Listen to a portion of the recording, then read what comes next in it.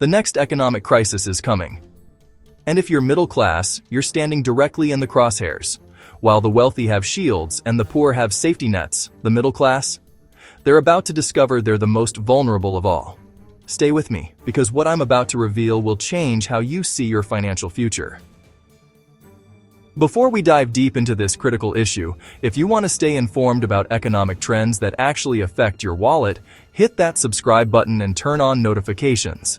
This channel is dedicated to breaking down complex financial realities into actionable insights. Now let's talk about why the middle class is uniquely exposed. First, we need to understand what I call the middle class paradox.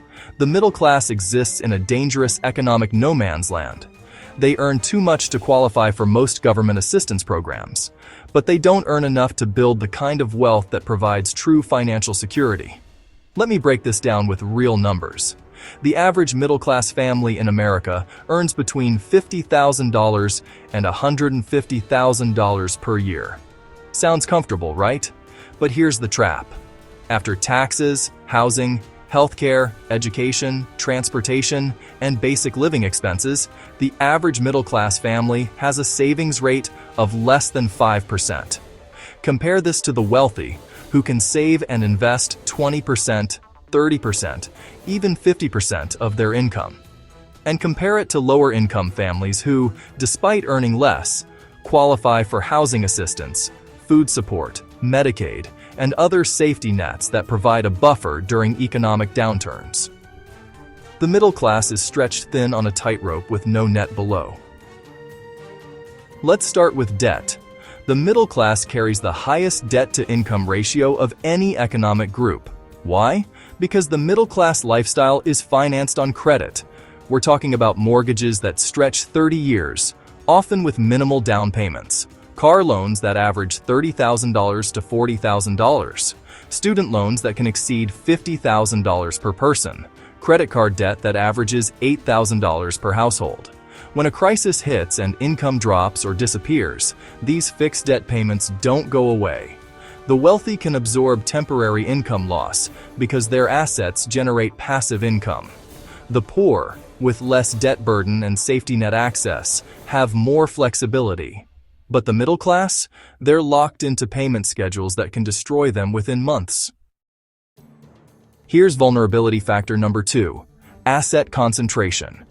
For most middle-class families, 60% to 80% of their net worth is locked in one single asset, their home. This is catastrophically risky. When the housing market crashes, which it does cyclically, the middle class watches their primary wealth vehicle evaporate. In 2008, the median middle-class family lost nearly 40% of their net worth. Many are still recovering. The wealthy, by contrast, have diversified portfolios: real estate, stocks, bonds, businesses, commodities, international investments. When one sector falls, others may rise. The middle class has all their eggs in one basket labeled home equity. Factor 3 is employment vulnerability. The middle class has tied their entire economic survival to W-2 employment. One job, one income source, one employer who can terminate them at will. During recessions, middle management and professional positions are often cut first. Why? Because companies know they can find replacements easily, and these positions represent significant salary savings. The statistics are sobering. During the 2008 recession, middle-income workers experienced unemployment rates of 8 to 10%, higher than both high-income and low-income workers in certain sectors. And here's the kicker. When they found new jobs, they typically earned 10–20% less than before. The wealthy have multiple income streams: businesses, investments, rental properties, royalties. Low-income workers, while certainly struggling, often work in service sectors that prove more recession-resistant. The middle-class corporate professional? Uniquely exposed. The fourth factor is what I call the safety net gap. When crisis strikes, government assistance programs kick in, but they're designed with specific income thresholds. Let's say you're a family of 4 earning $80,000 annually. You're solidly middle class. Now you lose your job. You might qualify for unemployment benefits, which typically replace only 40–50% of your income for a limited time, but you won't qualify for food assistance, housing support, Medicaid in many states, utility assistance, or childcare subsidies. Why? Because the system assumes you have savings. But remember what we established earlier. Most middle-class families save less than 5% of their income. After 3 months without work, they're in free fall with no parachute. A lower-income family facing the same job loss would receive comprehensive support, SNAP benefits, housing vouchers, Medicaid, LIHEAP for utilities, and more. The middle-class family gets a fraction of the support despite facing similar immediate needs. Now here's where it gets truly concerning. The next economic crisis will hit the middle class even harder than previous ones because of 4 accelerating trends. First, the cost of living has accelerated faster than middle-class wages. Since 2000, healthcare costs have increased by over 200%. Education costs have risen by 180%. Housing costs in major markets have surged by 100% or more. But median middle-class wages? They've increased by only about 20% in the same period. This means the middle class enters the next crisis with less buffer than they had before the last one. Second, automation and AI are specifically targeting middle-class jobs. We're not talking about factory workers or retail employees anymore. We're talking about accountants, paralegals, middle managers, data analysts, customer service professionals, even certain medical and engineering positions. A McKinsey study suggests that up to 45% of current work activities could be automated with existing technology. The jobs most at risk? Those paying $40,000 to $80,000 annually. The middle-class employment band. Third, we're facing a retirement crisis. The middle class was promised that 401ks would replace pensions, but the average middle-class family nearing retirement has saved less than $150,000 in retirement accounts.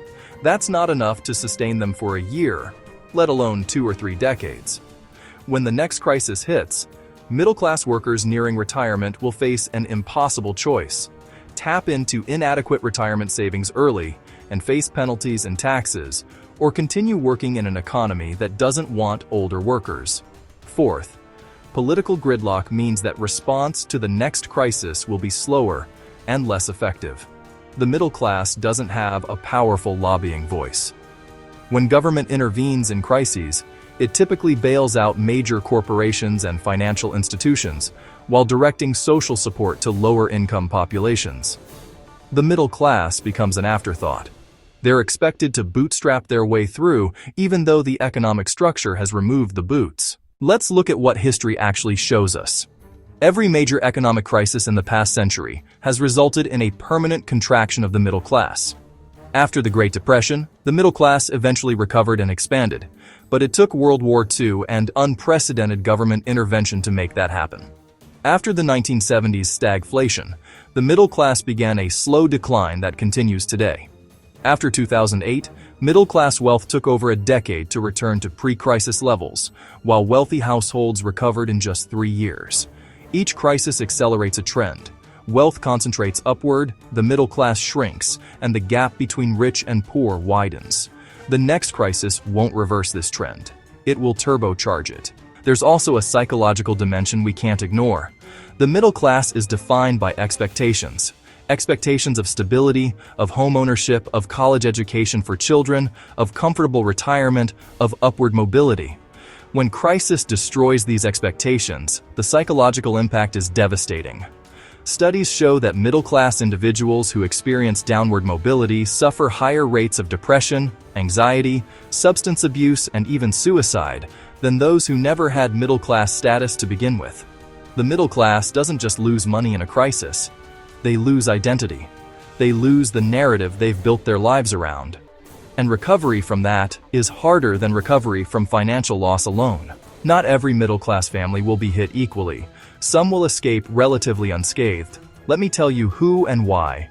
Families with diversified income sources, a spouse with independent business income, rental properties, freelance work, dividend-generating investments. These families have backup when one income stream fails. Families with low debt-to-income ratios, those who chose the less impressive house, the reliable used car, the state university instead of the prestigious private school. They have breathing room. Families with liquid emergency funds, 6 months or more of expenses in accessible savings. When crisis hits, they have time to adapt rather than having to make desperate decisions immediately. Families with portable, in-demand skills, specialized technical skills, healthcare professions, trade certifications. These skills transfer across employers and often across industries. Notice what these categories have in common? They require making countercultural choices while times are good. Choices that often mean living below your middle-class peer group's lifestyle standards. Here's the uncomfortable truth that nobody wants to say out loud. The middle class as we've known it may be unsustainable in the modern economy. The post-World War II middle class was built on unique historical conditions: strong unions, manufacturing dominance, pension systems, single-income households, affordable education, and accessible housing. Nearly all of those conditions have disappeared.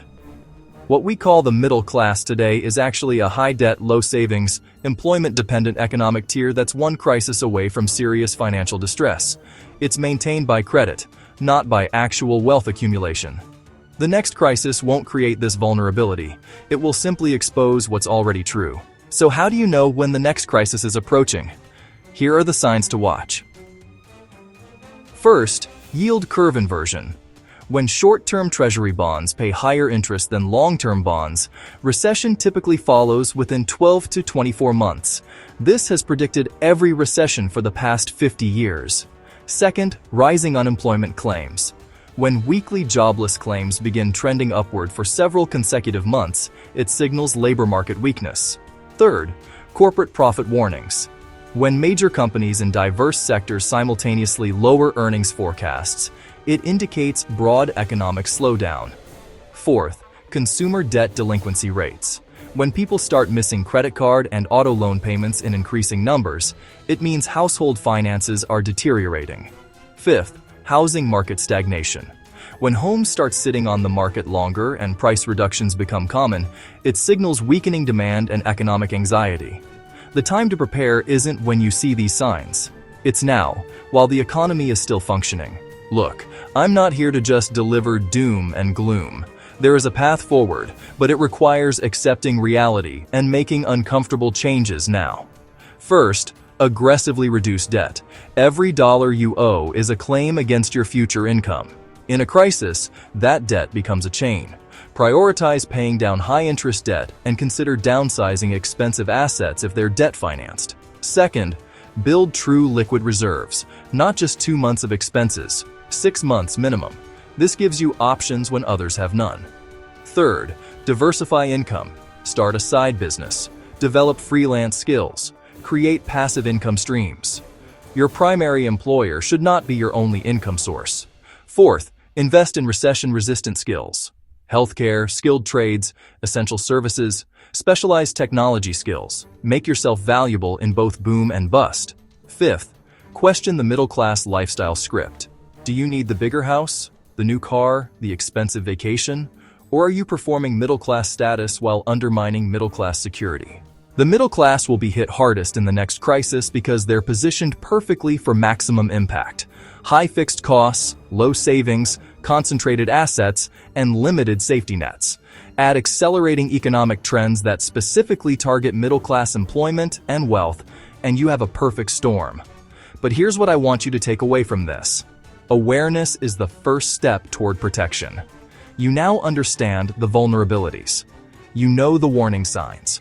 You have a framework for thinking about your own financial position. The families that survive the next crisis won't be the ones with the highest incomes. They'll be the ones who saw this coming and made hard choices before it arrived. They'll be the ones who chose security over status, preparation over performance. The question isn't whether a crisis is coming.